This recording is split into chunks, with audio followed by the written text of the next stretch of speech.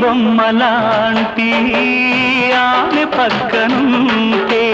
పగలే వెన్నెలనే కురిపిస్తా నీడలాగా నాతో ఏడడుగులు సాగితే ఇలలో స్వర్గం నే సృష్టిస్తా రసరమ్యం ఆ రాగ విలాసం రసరమ్యం ఆ రాగ విలాసం వసివాడదు అది ఆ జన్మాంతం అందమైన నా ఊహల మేడకు ఆవిడమణి దీపం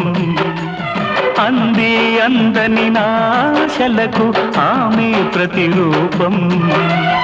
ఆ తలపే నా ధ్యానం ఆ అభినవ దేవత నా ప్రాణం